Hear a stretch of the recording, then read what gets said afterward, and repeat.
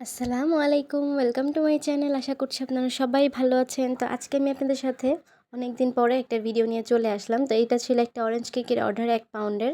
আমি 2টি ডিম দিয়ে 6 ইঞ্চির রাউন্ড প্যানে এই অরেঞ্জ কেকটাকে বেক করে নিয়েছি। আর এই অরেঞ্জ কেকের রেসিপি কিন্তু আমার চ্যানেলে অলরেডি দেওয়া আছে। আমি ডিসক্রিপশন বক্সে লিঙ্কটা দিয়ে রাখবো, আপনারা চাইলে কিন্তু দেখে নিতে পারেন। আর এছাড়াও কিন্তু সব ধরনের কেকের রেসিপি আমার চ্যানেলে দেওয়া আছে। ভ্যানিলা, স্ট্রবেরি, অরেঞ্জ, তারপর রেড ভেলভেট, চকলেট সব ধরনের রেসিপিই দেওয়া আছে। আপনারা চাইলে কিন্তু একটু দেখে নিতে পারেন।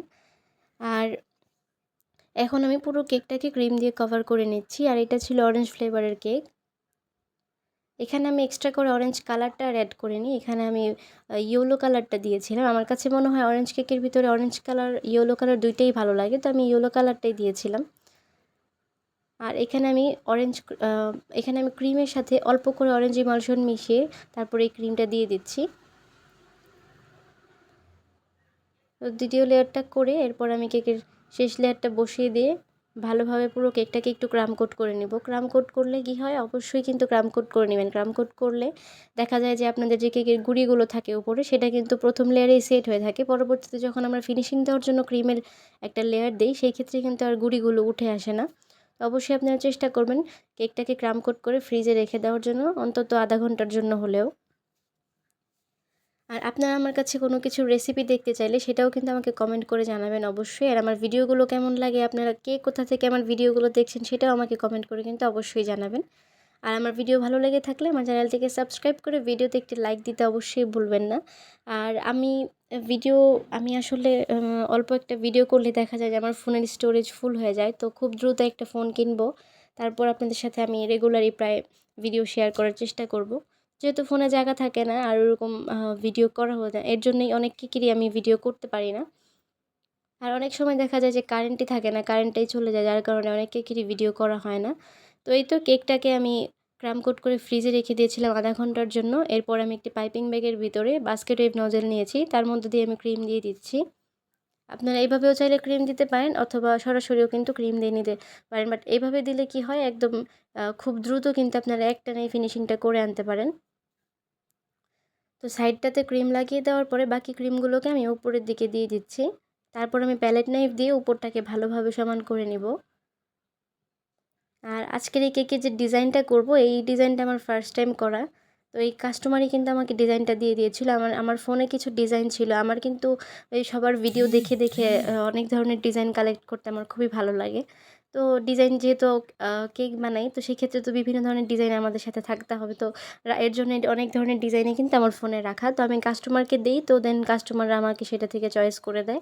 অথবা অনেক সময় দেখা যায় যে কাস্টমাররাও আমাকে মানে ভিন্ন কোনো ধরনের ডিজাইন দেখা যাচ্ছে গুগল থেকে অথবা ইউটিউব থেকে দেখে দিয়ে দিচ্ছে, সেটাই করার ট্রাই করি। তো এই তো কথা বলতে বলতে কেকের ফিনিশিংটাও কিন্তু করে নিলাম। এখন উপরটাকে একদম স্মুথ করে সমান করে টান দিয়ে নিচ্ছি। আর দেখতেই পাচ্ছেন কিভাবে আমি উপরের ফিনিশিংটা করছি। প্যালেট নাইফ দিয়ে এক পাশ থেকে আরেক পাশ পর্যন্ত টেনে নিয়ে যাচ্ছি। আর বারবার কিন্তু অবশ্যই প্যালেট নাইফটাকে ক্লিন করে নেবেন। এতে করে দেখবেন যে খুব দ্রুত কিন্তু ফিনিশিংটা চলে আসবে। যদি প্যালেট নাইফে বেশি পরিমাণে ক্রিম লেগে থাকে, তাহলে কিন্তু একটানে কখনোই ফিনিশিং আসবে না। তো যতবারই আপনাদের ক্রিমটা লেগে আসবে, ততবারই আপনারা প্যালেট নাইফ থেকে ক্রিমটাকে একটু ক্লিন করে নেবেন। তো এই তো এখন হচ্ছে আমার কেকের ফিনিশিংয়ের কাজটা শেষ। এখন কেকের উপরে যে বর্ডারটা ছিল সেটা দিয়ে দিচ্ছি। এখানে আমি একটা স্টার নজেল নিয়েছি, একদম ছোট সাইজের। এইটার নজেলের নামটা আমার আসলে ঠিক খেয়াল নেই। তো ছোট সাইজের একটা স্টার নজেল নিয়েছি। এটা দিয়ে নিচে এবং উপরে দুইটা সাইডেই আমি বর্ডার করে নেব, ঠিক ডিজাইনে যেমনটা ছিল। আর বর্ডার করার আগে উপরটাতে আমি ড্র করে নিচ্ছি আগে, যেভাবে মানে এখানে আমি যা যা আর্ট করব, তো এগুলো সব ড্র করে নিচ্ছি। বেলুন আর কেকের উপরেও আমরা নতুন করে এখানে কেক রেডি করব, মানে এটা কি একটা মজার বিষয়। আগে ছোটোবেলায় কিন্তু আমরা অনেকেই হয়তো খাতায় বা কাগজে এরকম ছোট ছোট করে পেন্সিল দিয়ে কেক আর্ট করেছি। তো আজকে আবার সেই কেকের উপরে আবার ছোট করে একটা কেক আর্ট করতে হবে। তো এই তো কথা বলতে বলতে এই উপরের যে বর্ডারটা ছিল সেটাও কিন্তু আমি দিয়ে নিলাম, আর সাইডের যে ডেকোরেশনটা ছিল সেটাও করে নিলাম। তো এখন হচ্ছে আমি প্রথমে একটু কাঠি দিয়ে মার্ক করে নিলাম যে কিভাবে আর্ট করব। যেহেতু চকলেট গানাশ দিয়ে করছি, একটু উল্টাপাল্টা হলে দেখা যাবে পুরো কেকটাই কিন্তু আবার নতুন করে করতে হবে। তো এই তো কেকটা করে নিলাম, আর এখানে আমি ছোট ছোট 3টা বেলুনও আর্ট করে নিলাম, আর কেকের সামনের সাইডটাতেও 2টা বেলুন আর্ট করে নিচ্ছি। তো এখন হচ্ছে এটার ভিতরে কালার করার পালা। তো এখানে আমি ব্লু, রেড, অরেঞ্জ এই 3টা কালার দিয়ে করে নিচ্ছি। তো এটা এখন হচ্ছে প্রত্যেক একটা কেকের লেয়ারে একটা বেলুন করে নিয়ে তারপর আমি উপরের যে ডেকোরেশনটা ছিল ওইটাতেও করে নিচ্ছি। আর এখানে আমি সবগুলো কালারই রেডম্যানের ইউজ করেছি। রেডম্যানের যে কালারগুলো সেগুলোই কিন্তু বেশিরভাগ মানুষই আমরা ব্যবহার করে থাকি। রেডম্যানের কালারগুলোই কিন্তু অনেক সুন্দর। তো এই তো এখানে হচ্ছে আমার কালারিং কাজ শেষ ক্রিমের। তো এখন হচ্ছে এখানে আমি কেকের যে ডিজাইনটা ছিল সেটা করে নিলাম, আর কিছু স্প্রিঙ্কেল দিয়ে দিচ্ছি আমি। তো আশা করছি আপনাদের কাছে এই ডিজাইনটা ভালো লেগেছে। ডিজাইনটি কেমন লেগেছে এটা কিন্তু আমাকে অবশ্যই কমেন্ট করে জানাবেন।